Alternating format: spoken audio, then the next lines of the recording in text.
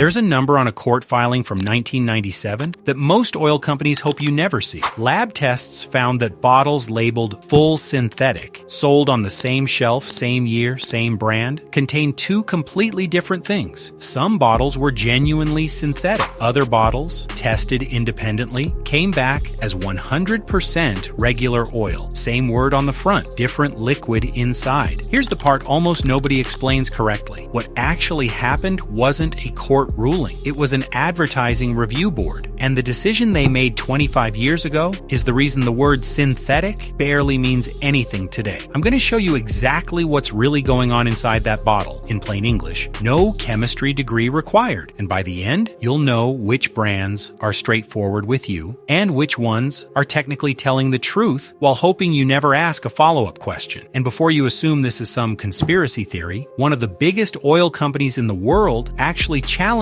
this practice directly. They spent real money testing bottles off store shelves. They filed a formal complaint, and what happened next didn't just affect one brand for 1 year, it quietly changed the entire oil industry for the next 25 years. Most drivers have no idea it happened at all. Here's the part you need first, before any of that story makes sense. Part 1, the only thing you actually need to understand. Here's the one concept that explains the entire deception. There are two ways to make a synthetic oil. The first, refine crude oil so intensely that it becomes extremely pure. This is group 3. It still starts as crude pulled from the ground. The second, build the oil molecule by molecule in a lab, starting from gas instead of crude. This is group 4, or PAO. Nothing like it occurs naturally. Here's the twist. Both are legally allowed to say full synthetic on the bottle. The label can't tell you which one you're actually holding. So this isn't a story about fake versus real. It's a story about which brands are upfront about what's in the bottle and which ones let that word do more talking than the chemistry backs up.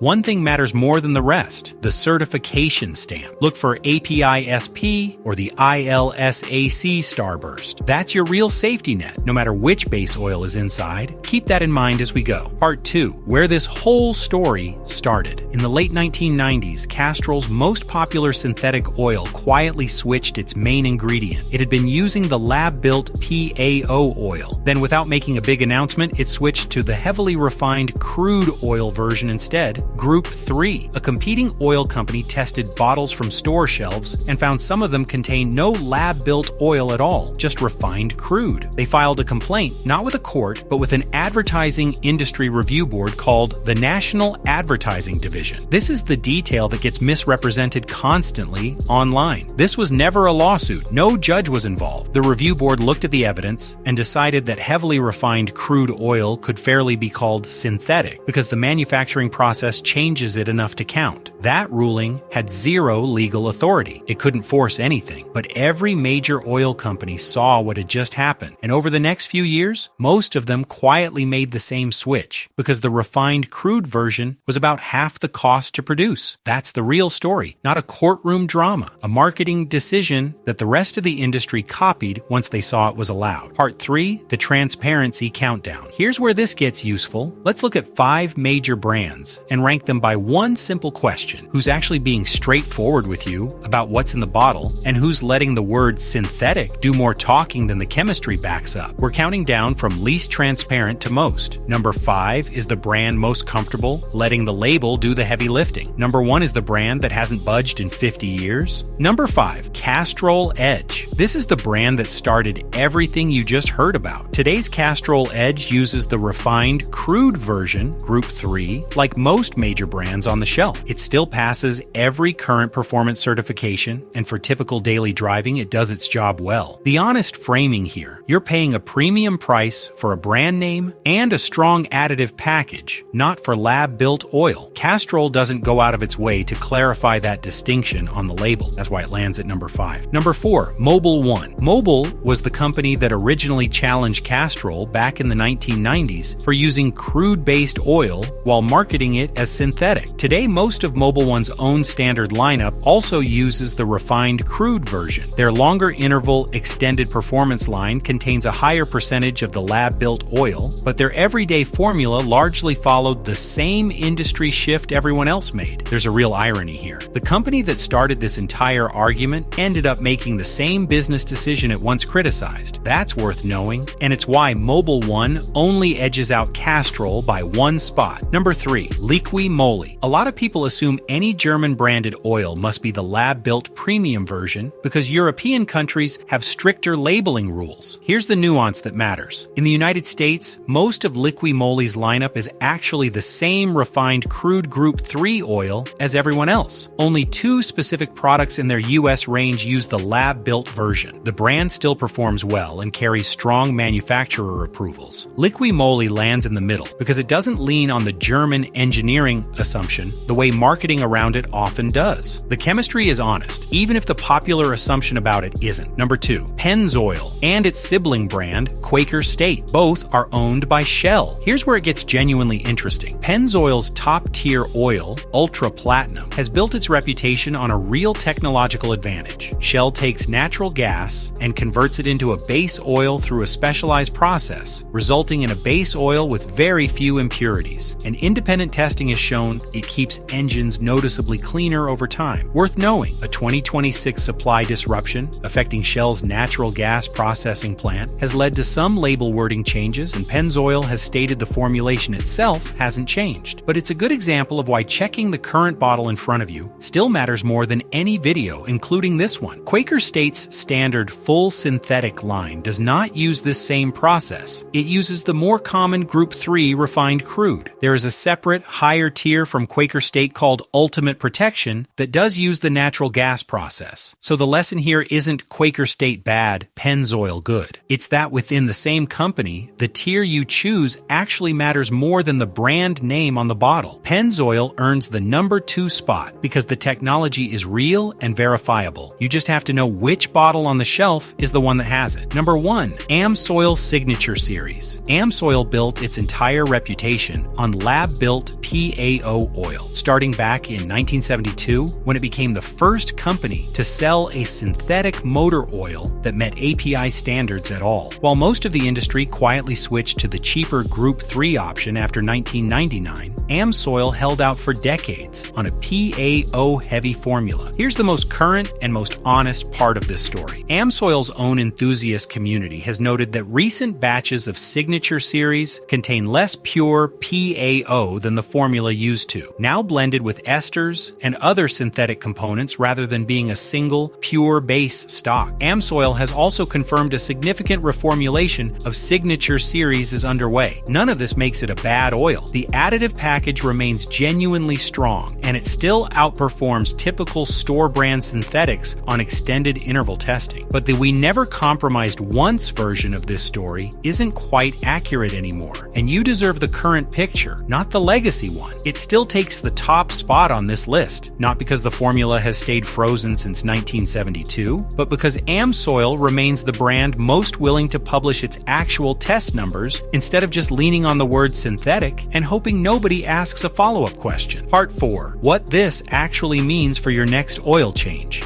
Here's the practical takeaway without the chemistry lecture. For the vast majority of daily drivers doing a standard oil change schedule, the difference between the refined crude version and the lab-built version is small enough that it rarely shows up in real-world engine wear. The certification stamp API-SP ILSAC Starburst matters more day-to-day than which manufacturing method made the base oil, where the lab-built oil genuinely earns its higher price. Severe driving conditions, extended oil change intervals beyond what's typical, extreme heat, heavy towing, or track use. If you change your oil on a normal schedule and drive normally, you're very unlikely to notice a difference. What actually matters more than any of this debate, changing your oil on schedule, using the viscosity grade your manual specifies, and making sure the bottle carries current certification. Get those 3 things right, and the base oil argument becomes far less important than the marketing makes it sound. So here's what you now know that the bottle alone won't tell you. The 1999 decision that started all of this wasn't a courtroom battle. It was an advertising review board ruling that had no legal teeth, and the entire industry followed it anyway because it was cheaper. Most major full synthetic brands today use the heavily refined crude version, not the lab-built version, and that's not automatically a problem. Modern refining has closed much of the performance gap. Some brands are straightforward about this. Amsoil has stuck with lab-built oil since 1972. Pennzoil's top tier uses a genuinely impressive natural gas process. Others, like Quaker State and Mobil standard lines, simply followed the industry-wide shift toward the cheaper option while keeping the word synthetic front and center on the label. None of this means you're being scammed. It means the word synthetic tells you less than the certification stamp does. And now you know to look for both. For 25 years, drivers have argued in parking lots and online forums about which synthetic oil is really the best. Here's the irony in all of it. Most of them were arguing about a word that stopped having a clear meaning back in 1999. The bottle didn't change. The definition did. If this changed how you'll read a bottle next time you're standing in that aisle, share it with someone who's about to buy oil this week. Subscribe to Your Motor Care for more automotive information that holds up under scrutiny. And tell me in the comments, what oil are you currently running? And did you know which base oil was actually inside it? I want to see how many of us actually knew before today.